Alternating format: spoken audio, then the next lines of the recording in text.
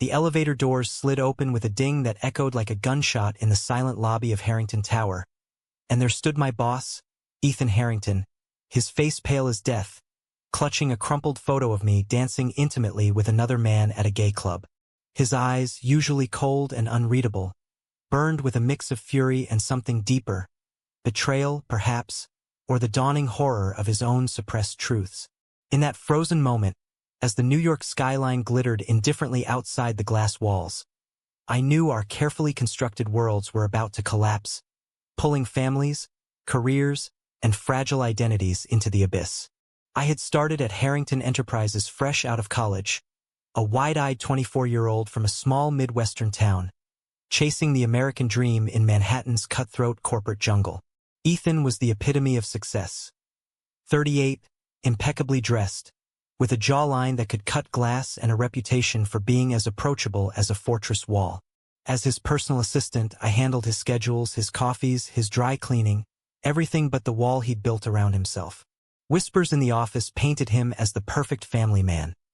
Married to Laura, a socialite with perfect highlights, and father to 2 kids in private school. But from day one, I felt a pull toward him, an inexplicable magnetism that went beyond admiration. It was in the way his hand lingered a second too long when passing documents, or how his gaze would flicker over me during late-night strategy sessions, leaving me breathless and confused. My own secrets weighed heavy. Back home in Ohio, my parents were devout churchgoers, the kind who quoted Bible verses at family dinners and viewed anything outside heteronormative lines as a sin against God and nature. Coming out to them during college had been a disaster. A tearful phone call ending in silence, followed by months of praying for my soul. I fled to New York for anonymity, but the guilt followed like a shadow. At work, I played it straight, literally, burying my identity under layers of professionalism. But nights were mine. Clandestine visits to underground gay bars in Chelsea, where I could dance freely, lose myself in the rhythm, and pretend the world accepted me. Ethan's coldness only fueled my obsession. I'd try subtle flirtations, a lingering smile, a casual touch on his arm during meetings, but he'd shut them down with a curt nod or a redirected conversation. "Focus on the quarterly reports, Alex," he'd say, his voice like ice. I convinced myself it was hopeless, that he was straight as an arrow, devoted to his picture-perfect life. Yet, there were cracks.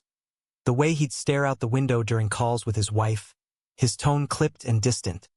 The late nights he spent alone in the office, nursing scotch instead of going home. I wondered if he was unhappy, if there was a chink in his armor I could exploit. But exploiting felt wrong, dirty, even. Was I the predator here, or just a fool in love? One Friday evening, after a grueling week closing a major deal with Asian investors, Ethan called me into his office.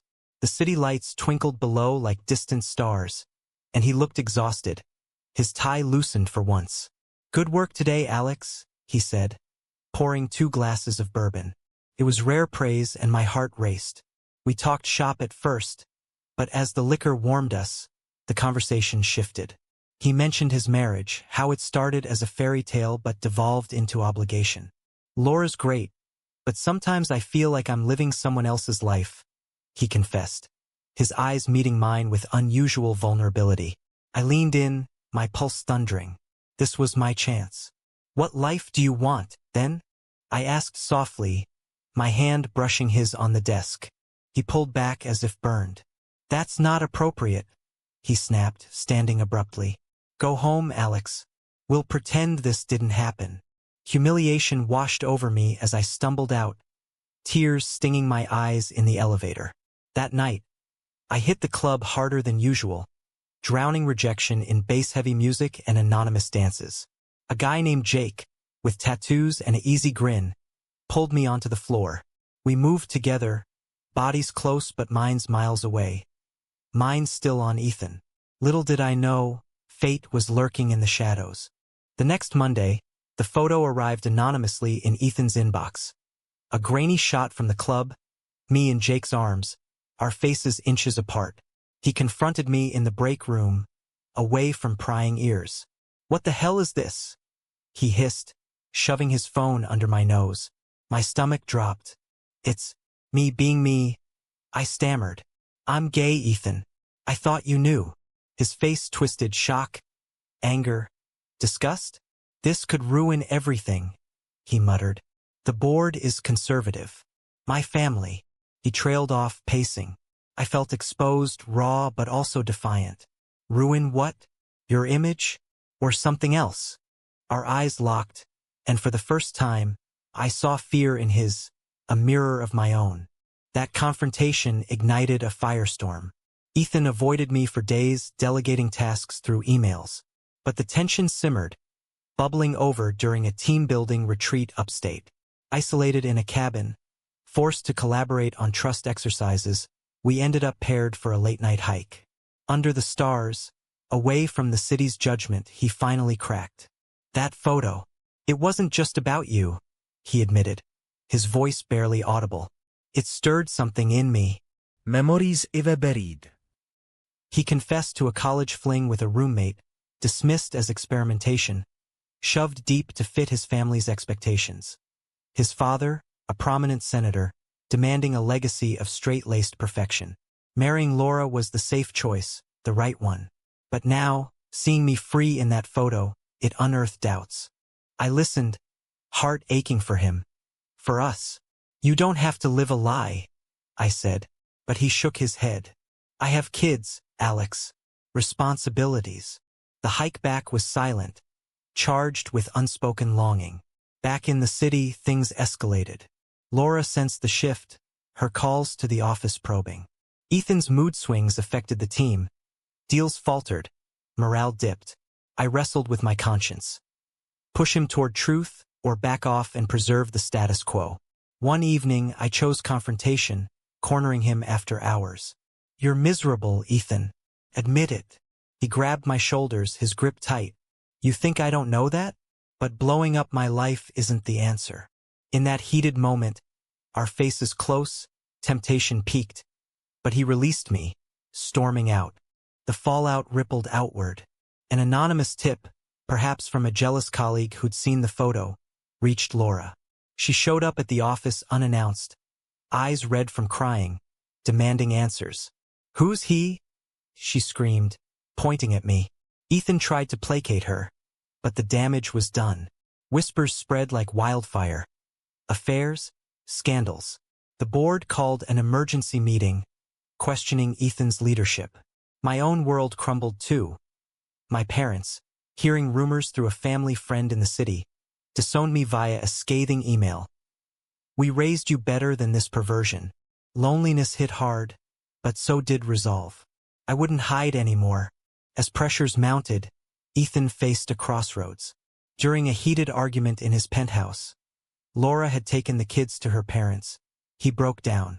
I can't do this, he sobbed. But I can't lose you either. We talked through the night, dissecting the moral quagmire. The pain of deceiving loved ones, the societal stigma in corporate America, the ethical weight of appending lives for personal happiness. He chose separation from Laura, a decision that cost him dearly. Custody battles loomed. His father's disapproval cut deep, labeling him a disappointment. For me, it meant stepping into the light, facing workplace bigotry head-on. The separation announcement sent shockwaves through Harrington Enterprises. Colleagues divided. Some supportive, whispering about progressive times. Others judgmental, eyeing me as the homewrecker. Ethan, once the unflappable leader, now navigated boardroom battles with visible strain. This isn't just personal, he told me in a stolen moment by the copier. The company's stock dipped 5 points. Investors are spooked. I nodded, guilt gnawing. Had my crush sparked this chaos? But backing down felt like betrayal to myself, to him. Laura didn't go quietly. She hired a shark of a lawyer, dredging up every late night Ethan spent at the office as evidence of neglect. You chose him over us? She accused during a mediation session I wasn't supposed to witness but overheard from the hall. Her voice cracked with genuine hurt, and I felt a pang. She wasn't the villain. She was collateral in our awakening. Ethan's kids, confused preteens, bombarded him with questions. Why are you leaving, Mom? Is it because of that guy from work? He agonized over explanations, opting for half-truths to shield them from the full storm. Sometimes grown-ups need to find their own happiness, he'd say, but the words rang hollow even to him. My own family rift deepened. A surprise visit from my brother, Mark, turned confrontational in my cramped Brooklyn apartment. Mom and Dad are devastated, he yelled. They think you're dragging some married man into sin. I stood my ground. It's not sin, Mark. It's love, or at least the chance for it. He left shaking his head, warning of eternal damnation. Isolation crept in. Friends from the club offered superficial support, but the weight of societal judgment pressed heavy. New York, for all its liberalism, still harbored pockets of prejudice. Stares on the subway, muttered slurs. Ethan and I navigated our budding relationship in secrecy at first, stolen lunches in hidden cafes, conversations laced with caution. But secrecy bred paranoia. What if the board finds out? He'd fret. One night, over dim sum in Chinatown, he proposed a radical step, coming out publicly. If we're doing this, let's own it. My heart soared, but fear tempered it. The backlash could destroy you.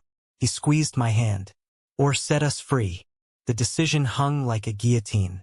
High noon came at the annual shareholders' meeting in a midtown hotel ballroom. Ethan took the stage, suit crisp but eyes weary. After financial updates, he paused. There's something personal I need to share. The room hushed. I'm gay, and I'm in a relationship with someone who helped me see that. Gasps rippled. Cameras flashed. He didn't name me, but speculation erupted. Post-meeting, reporters swarmed. Mr. Harrington, does this affect your leadership? He stood tall. It makes me more authentic. But authenticity came at a price. Stock plummeted further, sponsors pulled out. Backlash hit me too. An online smear campaign, fueled by anonymous trolls, labeled me a seducer, a destroyer of families. My inbox flooded with hate mail. Homewrecker. Faggot. I deleted them, but the words lingered, eroding my confidence. Ethan supported me, but his own battles drained him. His father cut ties, declaring, "No son of mine lives like that." Family gatherings became battlegrounds, relatives choosing sides. Laura, in a moment of raw honesty during a co-parenting session, admitted, "I saw the signs, but ignored them. We both paid for that." As months passed, our relationship tested under fire. A particularly vicious article in a tabloid exposed details. The club photo, our late nights. Ethan's kids faced bullying at school. "Your dad's a queer," prompting therapy sessions where buried resentments surfaced. "Why couldn't you just stay with Mom?" his daughter cried. He held her, whispering apologies, but the damage scarred. For me, professional repercussions loomed. Promotions stalled, colleagues distanced. "It's not personal," my supervisor said, but it was. Yet, amid the wreckage, glimmers of hope emerged. Support groups for LGBTQ professionals offered solace, stories mirroring ours. Ethan channeled energy into advocacy, pushing for inclusive policies at the company. "If my pain helps others," he said, "it's worth it." Our bond deepened through shared trials, nights debating ethics. Was self-discovery selfish if it hurt innocence? We concluded no easy answers, but living truthfully outweighed the lie. A turning point came during Pride Month. Ethan suggested we attend the parade, publicly. No more hiding. Nerves jangled, but we marched, hands linked, amid cheers and rainbows. Strangers applauded. A few jeered. His son, tentatively, joined us later, saying, "I don't get it all, but I love you, Dad." Tears flowed, relief, not sorrow. But victory was bittersweet. Laura filed for full custody, citing unstable environment. The custody hearing loomed like a storm cloud. Ethan's lawyer prepped him, emphasized stability, but truth prevailed. On the stand, he spoke from the heart. "I hid who I was for years, and it made me a worse father. Now, I'm teaching my kids honesty." The judge, progressive, ruled joint custody. Relief washed over us, but scars remained. Trust rebuilt brick by brick. Post-hearing, life settled into a fragile new normal. Ethan moved into a modest apartment in the village, shedding the penthouse's opulence for authenticity. We dated openly now, dinners in trendy spots where same-sex couples blended in. But openness invited scrutiny. At a company gala, whispers followed us. "That's the assistant who turned him." Ethan ignored them, toasting to new beginnings.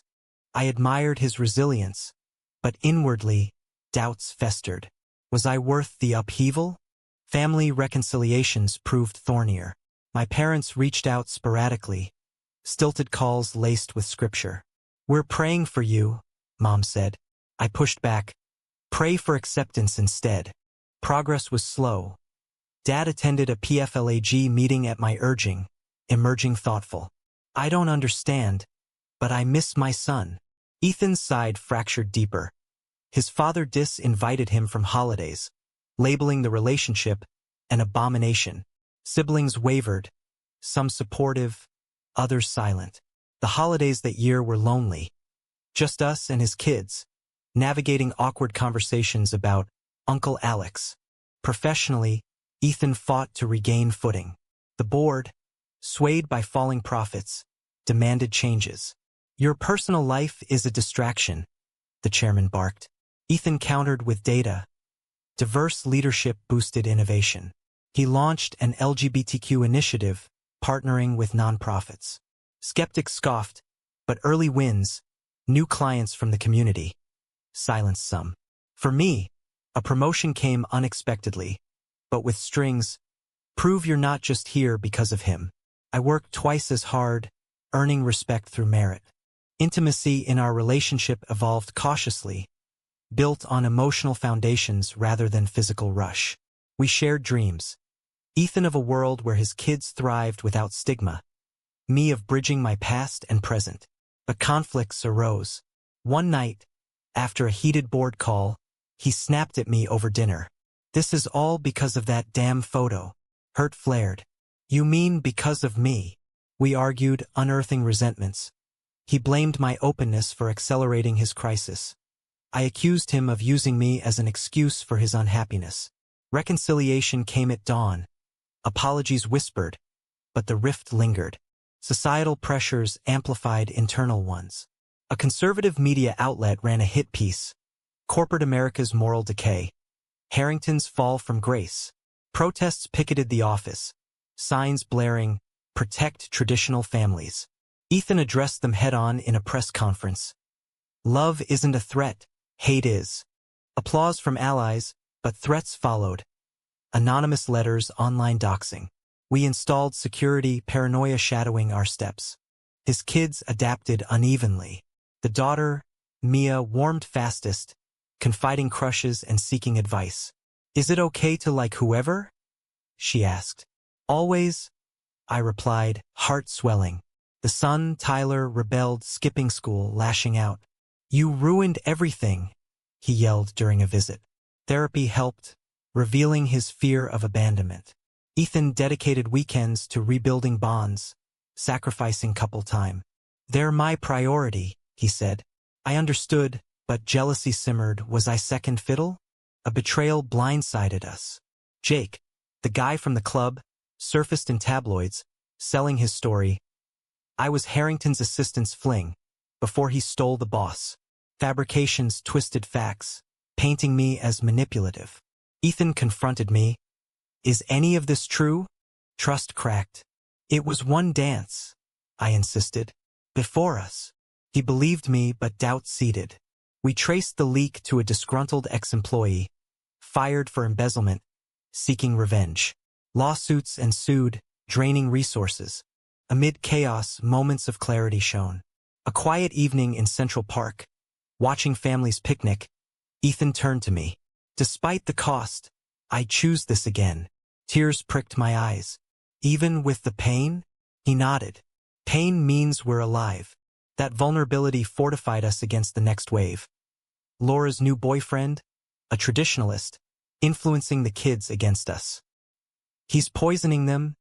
Ethan fumed after a call where Tyler parroted slurs. We countered with education, books on diversity, family counseling. Progress inched forward, but exhaustion set in. I questioned my choices. Had pursuing Ethan been selfish? The moral quandary haunted, balancing personal fulfillment against collective harm. Friends advised space. I considered it, but love anchored me. The climax brewed at a family reunion. Ethan insisted on attending, defying his father's ban. Tensions exploded over dinner. Accusations flew, old wounds reopened. "You've shamed us all," his father thundered. Ethan stood firm. "Shame is hiding." I'm proud. He walked out, us in tow, but the victory felt Pyrrhic. Another bridge burned. Repercussions from the reunion rippled. Ethan's sister, the peacemaker, mediated secret talks, urging compromise. "Dad's old school, but he loves you." Reluctant meetings followed, stiff at first, evolving into tentative understanding. "I don't agree," his father grumbled. "But you're still family." Partial wins, but Ethan's emotional toll mounted. Sleepless nights, therapy sessions unpacking decades of repression. My own awakening deepened. Volunteering at an LGBTQ youth center, I mentored kids facing similar struggles, their stories mirroring mine. "How do you deal with the hate?" one asked. "By living louder," I replied, drawing from our saga. It reframed my pain as purpose, but didn't erase it. Work challenges persisted. A major client pulled out, citing values misalignment. Ethan rallied the team. "We'll find better partners." Resilience became our mantra. Our relationship hit a rough patch during a business trip to San Francisco. Away from New York's glare, freedom tempted. At a gay bar, ironic echo of our origin, we danced, unburdened. But an old flame of mine appeared, flirting shamelessly. Ethan saw, jealousy igniting. Back at the hotel, accusations flew. "Is this what you want? Freedom without strings." "Hurt," I countered. "You're projecting your fears." The fight exposed vulnerabilities. He worried I'd tire of his baggage. I feared he'd regress to safety. Makeup came with promises. Transparency, commitment. Back home, Laura's influence waned as the kids voiced preferences. "We want to see Dad more," Mia told the court-appointed guardian. Joint activities resumed, zoo trips, movie nights, with me included cautiously. Tyler thawed, sharing video games, asking questions. "Does being gay mean you're different?" "Just in who I love," Ethan explained. Bonds mended, but slowly. A professional crisis tested everything. The board voted on Ethan's tenure, dissenters pushing for ouster.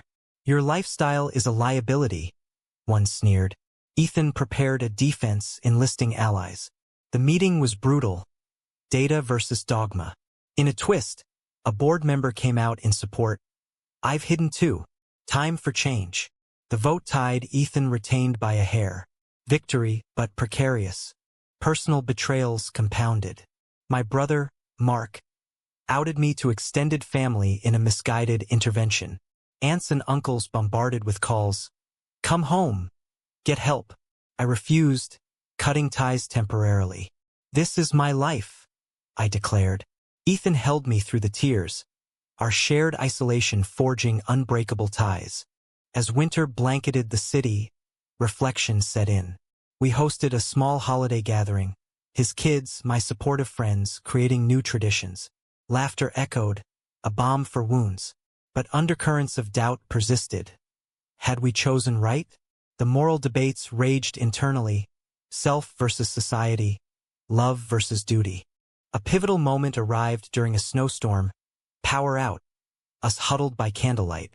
Ethan proposed informally, "Marry me when it's right." Shock mingled with joy. "After all this?" He smiled. "Because of it." I accepted, but with caveats, time for healing. Spring brought renewal. Ethan's company rebounded, embracing diversity as a brand. Public perception shifted. Interviews portrayed him as a trailblazer. My career flourished, a new role empowering others. Families inched toward acceptance. My parents visited, awkward but present. "We don't understand, but we love you." Ethan's father softened, attending a grandchild's recital. Yet peace was tentative. A final confrontation loomed. Laura, in a moment of closure, met us for coffee. "I forgive you," she said, "but the pain lingers." Ethan nodded. I'm sorry. Healing began, co-parenting amicably. With stability emerging, our lives intertwined deeper. Weekends in the Hamptons offered respite, walks on beaches discussing futures. "Kids okay with us?" I asked. Ethan nodded. "They're adapting." Mia even joked about wedding plans, lightening the mood. But shadows of past decisions loomed, the ethical tightrope we'd walked, questioning if happiness justified the hurt inflicted. Professionally, Ethan mentored young executives on authenticity, his story inspiring change. "Don't wait like I did," he'd advise. I contributed to panels on workplace inclusion, turning personal trials into advocacy. Recognition came, awards for leadership in diversity. But success didn't erase memories of loss, fractured families, tarnished reputations. A relapse tested us. Ethan's father suffered a health scare, prompting a bedside reconciliation. "I was wrong," the old man whispered. "Live your truth." Tears flowed, bridges rebuilt. My family followed suit. A holiday reunion, tentative hugs replacing judgments. "We've learned," Mom admitted. "Progress, hard won."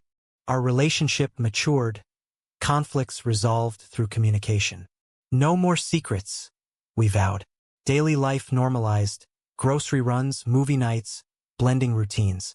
His kids called me Alex, affection growing. Tyler confided dreams, seeking guidance. Fatherhood suited Ethan anew, unburdened. Yet, societal echoes persisted. A backlash bill in Congress threatened rights, mobilizing us to protest. Marching in D.C., chants uniting, reinforced our purpose.